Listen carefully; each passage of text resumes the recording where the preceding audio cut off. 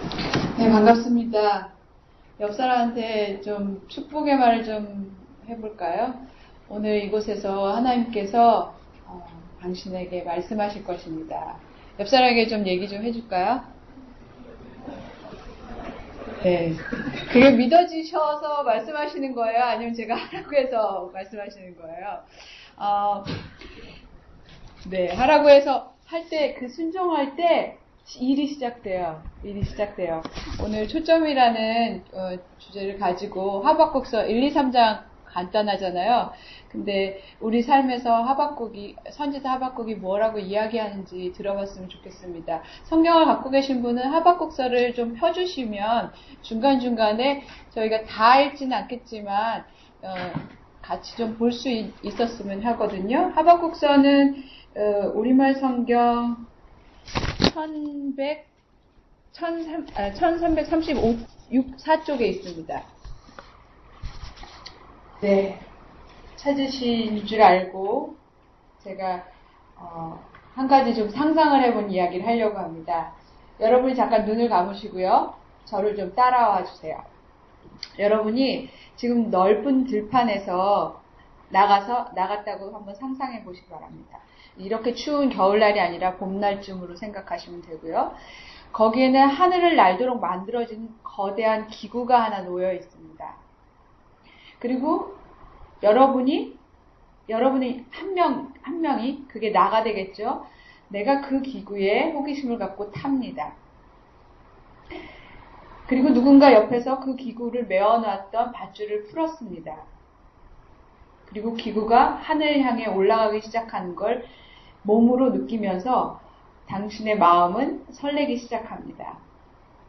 그런데 어떻게 된 것인지 땅으로부터 한 3cm, 30cm도 올라가지 못하자 이 기구가 기우뚱거리고 흔들리지만 더 이상 위로 떠오르지 못하는 것을 느끼게 됩니다. 그래서 뭐가 문제인가 이리저리 살피다 보니까 기구의 아래에 모래 주머니들이 주렁주렁 달려 있는 걸 발견했습니다. 손으로 떼어내자니 내가 떨어질 것 같고 축 처져서 아래에 매달려 있는 모래 주머니는 당신이 자유롭게 하늘을 올라보려고 했던 그 마음을 비웃기라도 하는 것처럼 대롱대롱 매달려 있습니다. 푸른 하늘 위로 마음껏 날아보려고 했는데 여러분은 그런 마음일 것입니다. 이게 뭐람? 마음이 무거워지고 내릴 수도 없고 답답하네. 예, 이제 눈을 뜨세요. 저랑 같이 이게 상상이 좀 되세요? 성경 말씀을 오감으로 체험하는 게 중요하거든요. 그래서 오늘 설교 나누면서 여러분들에게 상상력을 좀 제가 이렇게 독려할 것인데 여러분의 2011년은 어떠셨어요? 지금 자유롭게 떠오르려고 2011년 연초에 막 계획 세우잖아요. 나는 이것도 하고 저것도 하고 이런 학점 받을 것이고 나의 몸무게는 이럴 것이고 나는 여자친구를 꼭 만들 것이고 기타 등등 많이 세웠잖아요. 어떻게 되셨어요? 여러분들의 계획들은 다 많이 성취되셨나요? 그래 난 당근 10개 세웠는데 다 맞았어. 다 이루었어 라고 고백하시는 분들에게 박수를 보내고 싶어요. 저는 제가 세웠던 걸 생각해 보니까 굵은 그 선 안에서는 그 계획이 이루어졌더라고요. 그런데 몇 가지 짜잘한 것에서 잘 이루어지지 않은 걸 봤어요. 그리고 그런 것들이 지난 1년 동안 중간중간에서 이건 왜 안 되지? 이것은 왜 기도응답이 안 되지?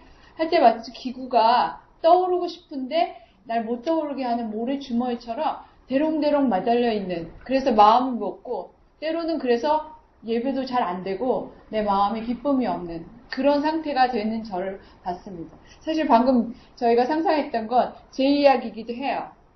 그런데 여러분 나이 정도 되면 그리스도인이 된다는 것은 마치 동화의 마지막에 있는 것처럼 그리스도인이 되었다는 것으로 그 인생이 그리고 영원히 행복하였더라로 끝나지 않는다는 것을 여러분 이미 눈치채셨죠? 채셨나요? 저만 채나요? 기도했는데 응답이 안 될 때가 있고 하나님 계신 것 같은데 안 보이는 것 같은 때가 있고 답답하고 마음이 무거워질 때가 있는 걸 저도 경험하고 여러분도 아마 경험했을 것입니다. 그렇다면 오늘 하박국 선지자가 저희에게 이러한 저희에게 현실을 똑바로 직시하고 어떻게 살아야 될지에 대해서 어떤 이야기를 해준지 한번 들어봤으면 좋겠습니다. 하박국서는요, 신앙인들에게 굉장히 중요한 책 중에 하나예요. 성경이 모두 그렇기도 하지만 신약에 3번 인용됩니다. 어떨 때 인용됐냐면 로마 제국이 굉장히 번성하는 곳이었잖아요. 그곳에 이방인과 유대인 교인들이 굉장히 혼란스러운 그 상황, 막 번창하는, 예수 안 믿는 이방인들의 문화가 제국이 번창하고 있는 곳에서 예수 그리스도를 믿는다는 게 굉장히 힘들었던, 그래서 하나님의 그 신앙의 교리가 다시 세워져야 했던 로마서가 쓰여졌을 때 1장 17절에 인용되고 있습니다. 또 그런가 하면 갈라디아서에 인용되고 있습니다. 갈라디아서는 이단과 신앙의 방종에 대한 문제, 그래서 신앙이 거룩성을 지켜야 되는 것에 대한 서신이 보내질 때 한번 또 인용되고 있습니다. 그리고 히브리서는 핍박받는 이방인과 유대인 신앙인들이 핍박받는 것에서 그것을 이겨내야 될 때 그들에게 구약의 메시아상을 다시 언약에 대해서 다시 이야기하고 있을 때 한 번 또 인용됩니다. 그리고 여러분이 잘 알고 있다시피 종교개혁자인 마틴 루터가 로마서에 의인은 믿음으로 말미암아 살리라는 그 말씀 인용된 것으로 그 종교개혁의 그 바탕이 됐던 것을 기억합니다. 그렇다면 사실은 하박국서가 인용되고 하박국서로 신앙이 회복되는데 인용된 이 신앙의 중요한 이 서신서, 이 하박국서가 우리에게 오늘 무슨 이야기를 하고 있는지 한번 같이 살펴보았으면 좋겠습니다. 하박국 역시 내외적으로 안팎으로 어려움을 갖고 있는 상황 속에서 살았던 사람입니다. 내부적으로 어떤 일이 있었냐면 1장 2절에서 4절까지 한번 우리 읽어봤으면 좋겠습니다. 하박국서 1장. 저희가 하박국서를 다 읽지 않고서는 약간의 그 그림을 그려야 되기 때문에 그 배경을 보기 위해서 보겠습니다. 하박국서에서는 2가지 안팎으로 어려움이 있었는데 하박국서 1장 2절에서 4절 한번 같이 읽어보겠습니다. 시작. 살려달라고 부르짖어도 듣지 않으시고 폭력이다 외쳐도 구해주지 않으시니 주님은 언제까지 그러실 것입니까? 어찌하여 나로 불의를 보게 하십니까? 어찌하여 악을 그대로 보기만 하십니까? 약탈과 폭력이 제 앞에 벌어지고 다툼과 시비가 그칠 사이가 없습니다. 율법이 해이하고 공의가 아주 시행되지 못하고 있습니다. 악인의 의인을 협박하니 공의가 왜곡되고 말았습니다. 여기 특별히 4절에 악인이 의인을 협박하니, 여기 악인, 요 2절에서 4절까지의 내용은 유대인들의 악을 이야기하고 있습니다. 유대인들의 악. 이 말씀이 기록된 것은 약 주전 609년 정도라고 이야기하고 있어요. 경건했던 요시야 왕이 죽고 나서 그 아들 악한 여호야김이 등극하고 났을 때입니다.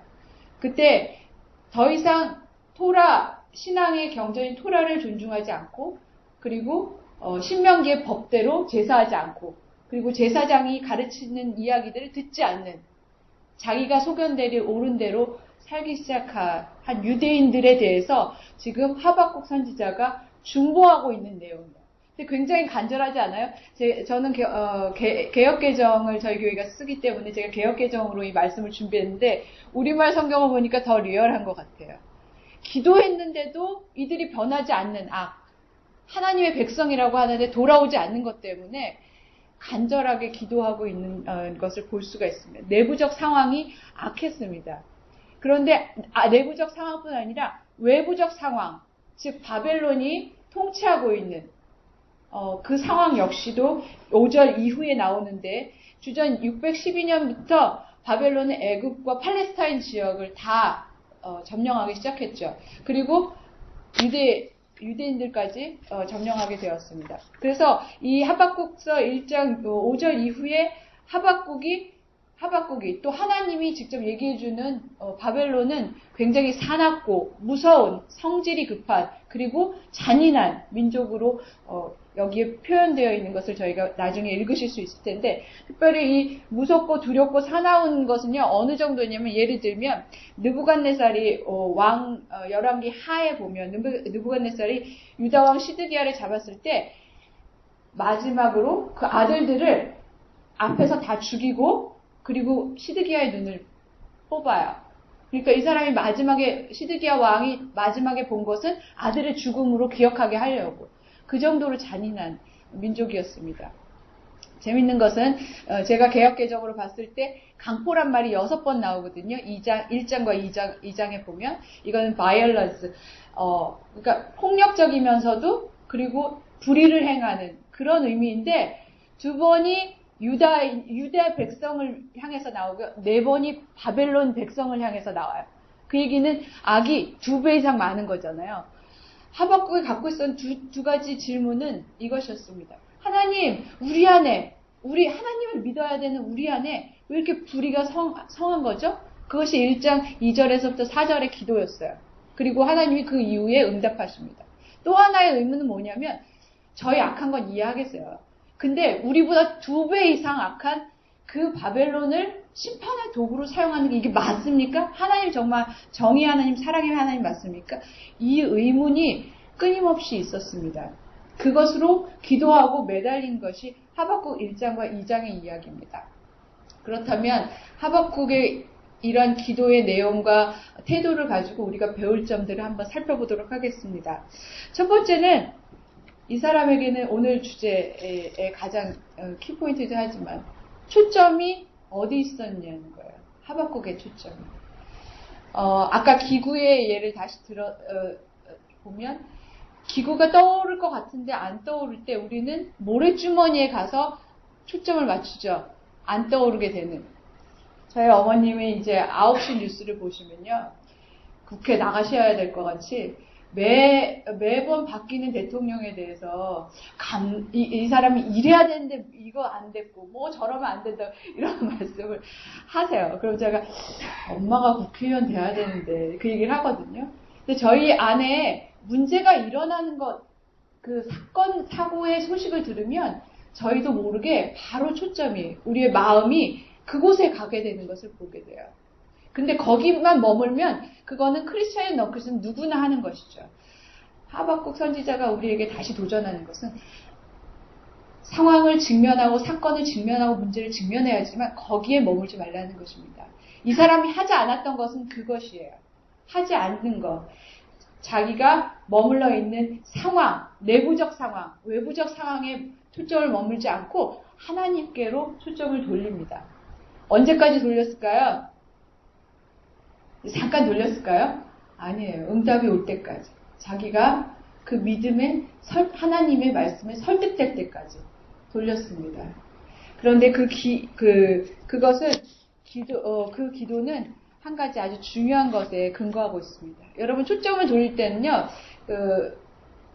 그저께 저희 집에 이제 세문안교에 다니는 서울대 학생들이 왔는데 그 중에 이제 전공은 음대가 아닌데 바이올린 해서 서울대 내 오케스트라에 들어간 자매가 있어요.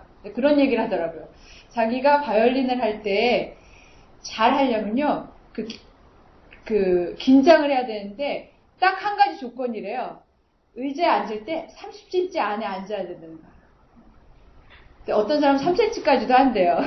그 얘기는 엉덩이와 허리를 그 의자에 붙이고 앉으면 이거 자유롭게 소리를 긴장을 해서 낼 수가 없다는 것이죠. 그만큼 집중하는 그 태도를 얘기하는데 저희가 그 얘기를 듣고 웃기도 했지만 저희 안에 신앙을 갖고 집중하기 위해서 마치 의자에 30cm에 늘 앉아서 허리를 꼿꼿이 세우는 듯한 그러한 초점이 우리 안에 있느냐 하는 것을 도전하고 있는 것입니다. 그런데 그것의 근거는 여러분 이 하박국의 호소를 쭉 읽다 보면요. 우리의 기도랑 좀 다른 게 있어요. 저는 읽으면서 다시 깨달은 게 저는 기도할 때 I 메시지로 할 때가 많죠. 나의 문제라고 하나님 이건 왜 이렇고 제 건강은 왜 이렇고 그렇게 나의 문제로부터 시작할 때가 많아요. 그런데 기도의 근거는 하나님과의 관계, 하나님과의 성품의 근거에서 들이대고 있어요. 진짜로. 보면 2절 같은 경우 살려달라고 부르짖지 않으시고 폭력한다고 외쳐도 구해주지 않으시니 주님 언제까지 그러실 겁니까? 이 얘기는 하나님이 부르짖으면 구원해 주시는 하나님이라는 그 하나님에 대한 이해에서 나온다는 것이죠. 제가 한국인 크리스찬이 하박국 시대에 태어났다면 많은 성도들은 아마 이렇게 이야기할 것입니다. 우리가 교회가 잘못했으니까 벌 받는 거야. 근데 여기서 이 대화에서 빠진 건 뭔지 아세요? 이 대화만 보면 인과응보예요. 여러분, 인과응보 다 아시죠? 사자성어인가? 네. 인과응보는, 잘하면 상을 받고, 못하면 벌을 받는다. 여기에 빠진 게 무엇일까요? 그게 맞을까요? 크리스찬에게? 맞는 말일까요? 이 인과응보에서의 이해하는 신에 대한 이해는 멀리서 이렇게 쳐다보고 심판하거나 상을 주는, 거기에 관계가 빠져 있는 그러한 용어입니다. 그래서 기독교인은 하나님과 관계 안에서의 이신 칭의에 존재해야 된다는 것이죠. 그래서 여기에서 하박국서에서 하박국이 이해하는 하나님에 대한 이해는, 하나님은 부르짖을 때 응답하시는 하나님이시다. 1장 1절에 나오고요. 그 다음에 구원자 하나님이시다. 정의와 공의 하나님이시다. 그렇기 때문에 불의를 바로 잡아달라고 간구하고 있는 것이고, 그리고 1장 12절에 보면 나의 하나님이라고 고백하고 있어요. 친밀한 관계를 이야기하고 있죠. 거룩과 정결, 창조주 하나님, 영원한 존재, 심판자, 생명, 반석, 힘이란 단어를 사용하고 있습니다. 여러분들은 여러분의 하나님을 어떻게 이해하고 계세요? 보통 제가 이제 질문할 때 그런 질문을 많이 하는 상담이나 할 때 하나님의 성품 중에 어떤 성품을 제일 좋아하니? 물어봐요. 근데 YM 다니는 리더 되는 학생, S대 학생인데 지금 졸업반이에요. 제가 그렇게 물었는데 대답을 못하는 거예요. 찬양 인도도 하고 그러는 친구들. 그래서 제가 충격을 먹었어요.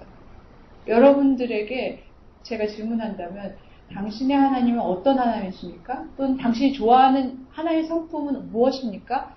라고 물었을 때 여러분 뭐라고 대답하시겠어요? 저는 신실하신 하나님이라는 그 성품을 제일 좋아해요. 그래서 제가 힘들 때 그거 갖고 나아가는 거예요. 신실한 것과 관련된 찬양을 하고 말씀을 보고 그것으로 하나님 이 문제에서도 하나님 신실하게 일하실 것입니다 라고 뚫고 나갈 수 있게 되는. 여러분 연애 해보셨죠? 예, 웃으시는.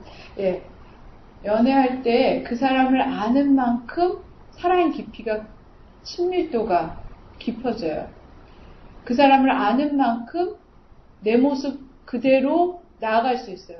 근데 알지 못하고 막연하게 내가 잘 보여야지 하면요, 내가 힘든 것, 부정적인 감정 이런 것들을 내보일 수가 없어요. 이해하신 분, 꽃 끄덕인 분 한 분밖에 안 계시는데, 연애하신 분 한 분밖에 안 계신 것 같아요.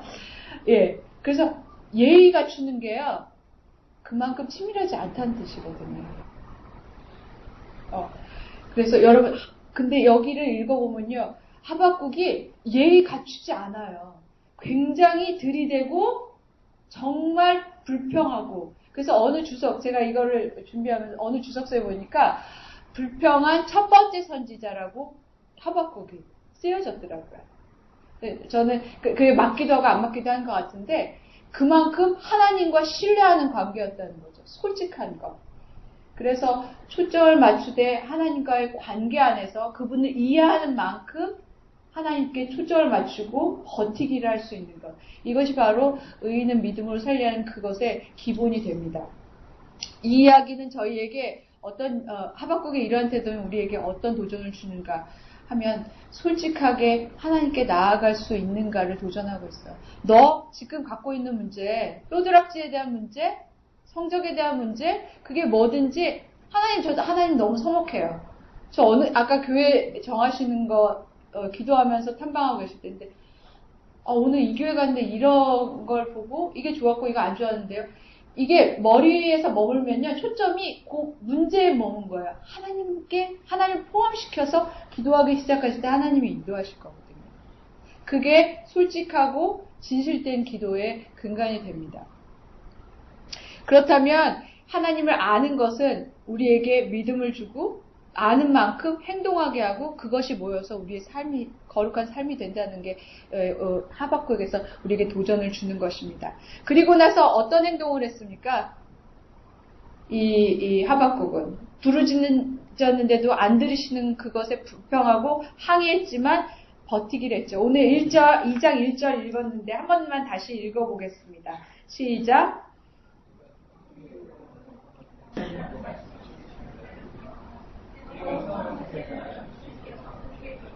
네, 개역개정에는 파수하는 곳이라고 되는데 여기는 초소, 망대위 이렇게 이야기하고 있습니다. 이곳은 그 상징적인 것인데요. 멀리 보기에서 높은 곳에서 적이 오는 것을 올 때까지 자기가 임무를 다해서 거기 버티고 있어야 되는 거죠. 졸거나 딴짓하거나 안 오는데 뭐 오늘은 그냥 이렇게 할 수가 없는 거예요. 자기가 있는 그 자리가 굉장히 전투적이고요. 굉장히 적극적인 자세예요. 그리고 내가 올 때까지 거기에 있겠다는. 그래서 예언서에 보면 이 파수꾼의 자리, 그 파수하는 자리에 대해서 여러 번 인용하고 있습니다.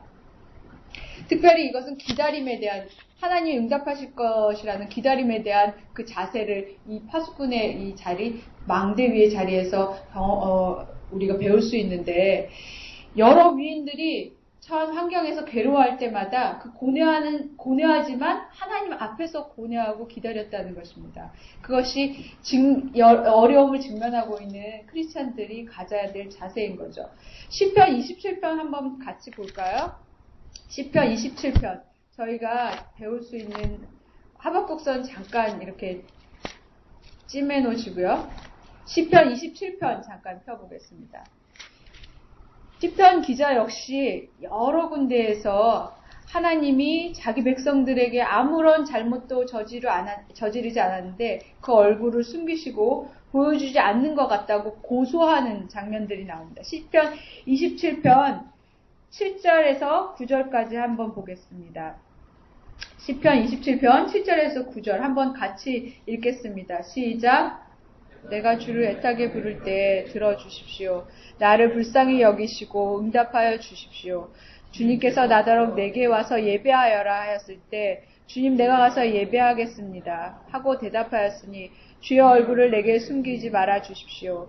주의 종에게 도용하지 마십시오. 나를 물리치지 말아 주십시오. 주님 나의 도움이십니다. 나를 버리지 마시고 외면하지 말아 주십시오. 주님은 나의 구원하시는 하나님이십니다. 하나님이 숨어 있는 것 같을 때 하나님 제발 그러지 마세요. 당신 숨어 있는 것 같습니다. 라고 솔직하게 지금 이야기하고 있는 다윗의 시는 하나님 고소하고 있는 것과 같거든요. 너 왜 요즘 문자 안 해? 왜 전화 안 해? 하는 것과 똑같아요. 하나님께 그렇게 얘기해요. 당신이 있어야지 내가 살겠거든요. 그런데 이 시편 기자가 결론적으로 우리에게 도전하는 것은 자기가 이런 상황에서 하나님과 씨름해 봤는데 마지막 절 한번 읽어보겠습니다. 마지막 절 14절 시작. 네, 기다림 가운데 강하고 담대하게 기다리래요. 그냥 소심하게 기다리지 말래요. 오늘까지만 해봐야죠. 내가 기한을 정하고 기다리지 말라고 하고 있습니다. 하박국이 사실은 이 과정을 겪었어요. 1장과 2장 우리는 달랑 알고 있는데 3장까지 있는 거 달랑 알고 있는데 이 기간이 얼마가 되었는지는 우리는 잘 모릅니다. 여러분 기도할 때 하나님 응답할 때까지 기도해 보신 적 있으세요? 저도 기도 제목 중에 한 20년이 넘게 기도하고 있는 제목이 2가지 있어요. 안 하고 싶어요. 더 이상. 이거 안 되나 보다. 접어놓고 싶어요. 힘들고 안 되는 것 같고. 그런데 응답될 때까지 해보겠다는 그 믿음, 그 안에 하나님이 기뻐하시는 예배가 있는 것 같아요. 왜냐하면 하나님을 인정한다는 뜻이거든요. 기다림은 적극적인 믿음의 행동입니다. 그러면 하나님은 여기에 대해서 어떻게 응답하십니까? 1장 5절에 보면 하나님은 우리가 사는 세상 가운데 역사하고 계신 것을 보여주고 계십니다. 우리 통제를 벗어난 것 같죠? 여러분, 진로 문제, 결혼 문제, 학점 관리 문제, 또는 가정의 고질적인 문제, 나의 성격 문제, 안 변하는 나의 성격 문제, 이런 문제에서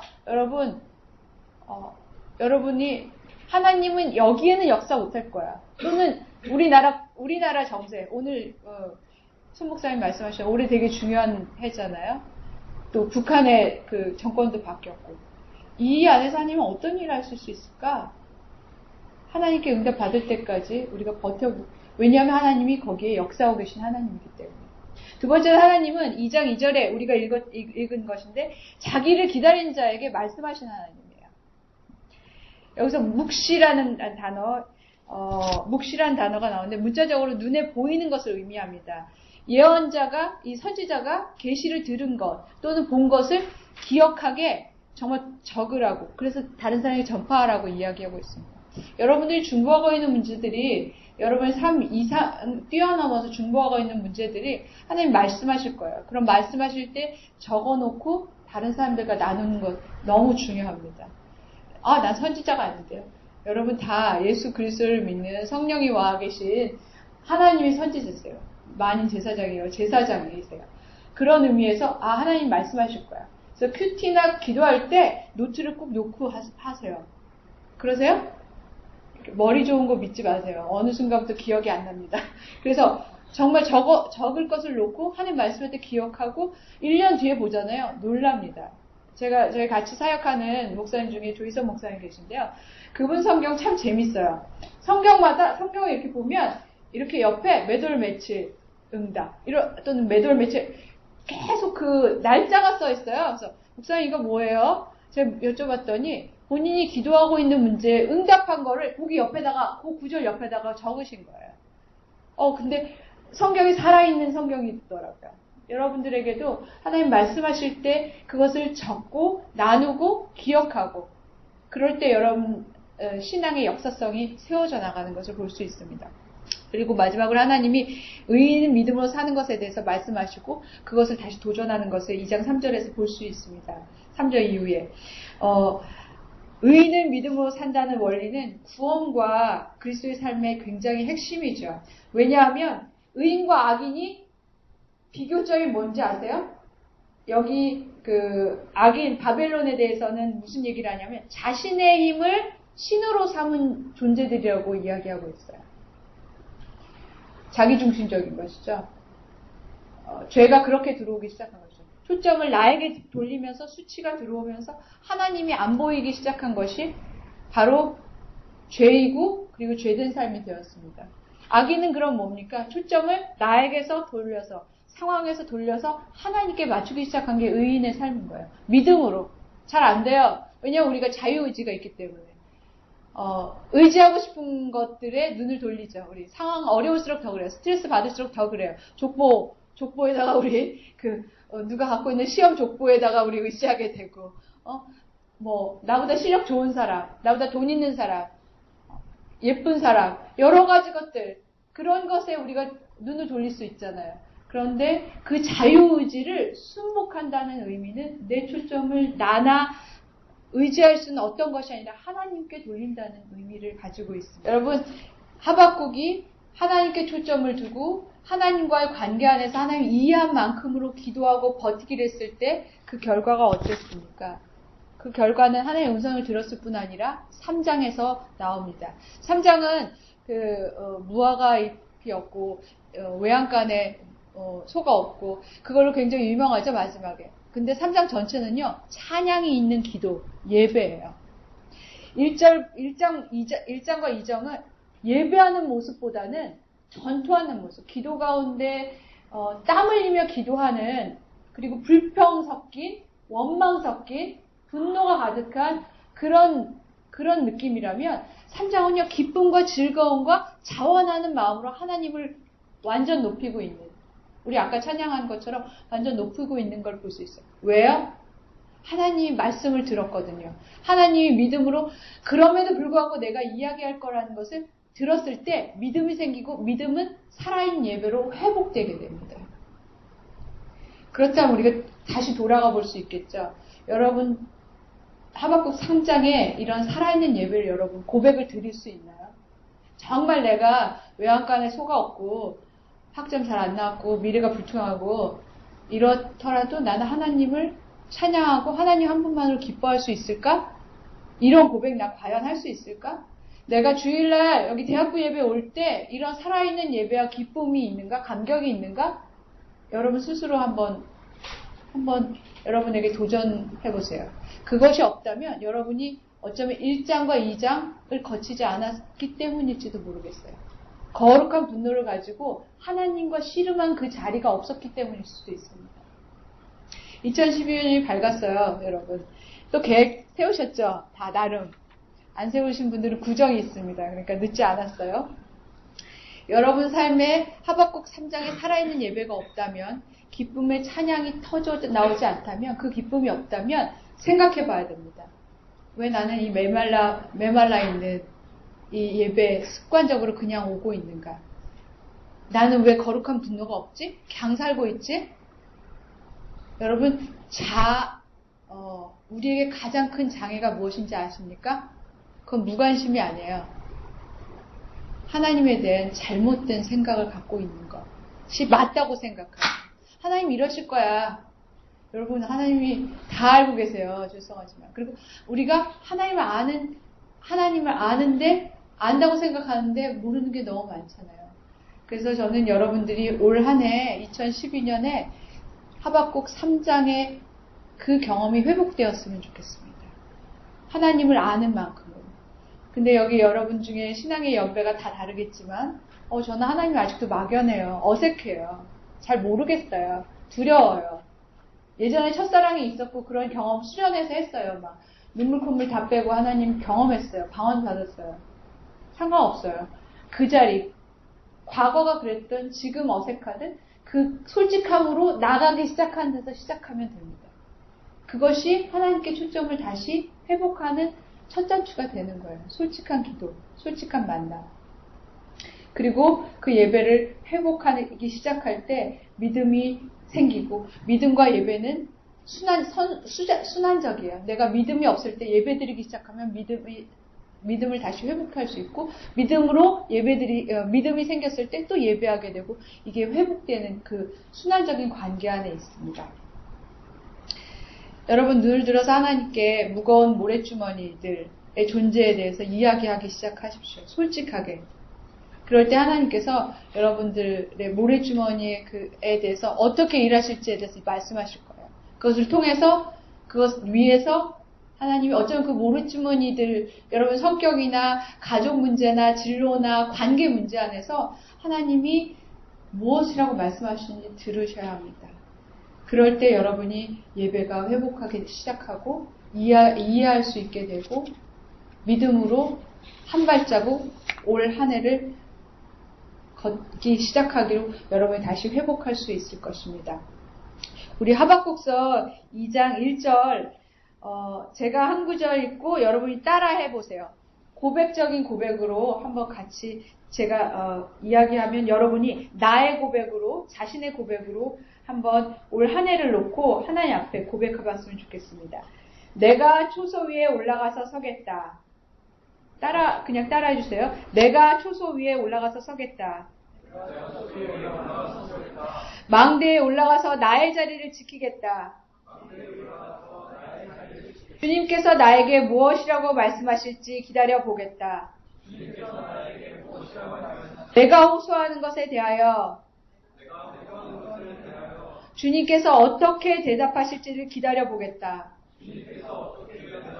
2012년 여러분이 이 기본기면서 신앙의 사실은 전부인 이 태도를 가지고 하나님께 매달릴 때 하나님께서 응답하실 것입니다. 그리고 이 연세대 대학교회 내에서 그 응답하신 하나님이 간증이 계속 일어났으면 좋겠어요. 그게 살아있는 교회거든요. 그러면 이 모임에 서로 오고 싶을 것 같아요. 하나님이 이렇게 일하셨대. 그럼 나도 하나님이 이렇게 내 삶에 이렇게 일하시겠구나를 아는. 그래서 이곳에서 여러분의 간증이 들려지고 남의 간증을 들으면서 모래주머니들이 하나씩 끊어지는 것을 보고 여러분의 삶이 2012년에 그리고 앞으로 남은 20년, 30년, 40년의 삶이 자유롭게 하나님이 부는 그 성령의 바람으로 불려가는 그런 기구와 같은 자유로운 삶이 될 거라고 믿습니다. 같이 기도하겠습니다. 하나님, 2012년 지난 지 이제 한 주가 지났습니다. 기대도 되지만 두렵기도 합니다. 각자의 삶의 자리가 매우 다르고 가족의 배경도 매우 다릅니다. 기도하는 제목도 서로 각자 다르지만 오늘 선지자 하박국이 저희에게 좋은 모델, 신앙의 모델로 저희에게 다시 도전해 주신 것을 듣습니다. 상황으로부터 초점을 돌려 하나님께로 올 한 해 망대 초소의 망루 위에 서서 하나님 말씀하실 때까지 내가 기다려 보겠습니다. 주여 저희의 믿음 없음을 도와주시옵소서. 당신의 존재가 어떤 분이신지 관계의 질이 높아지기 원합니다. 다시 한번 기본기부터 다시 시작해 보려고 합니다. 주님, 저희에게 지구력을 주시고 당신이 어떤 분인지 맛보아할 수 있도록 은혜를 내려주시옵소서. 연세대 대학교에 몸담고 있고 이곳을 한두 번 지나가는 사람일지라도 이곳에서 은혜와 생명의 물을 마시고 나갈 수 있게 도와주시고 이곳에서 하나님이 어떻게 말씀하셨는지 간증되어지는 자리가 될 수 있도록 축복하여 주옵소서. 저희에게 오늘도 또 초점을 당신께 맞추어 믿음으로 예배케 하시는 주님을 찬양하고 예수 그리스도의 이름으로 기도드립니다.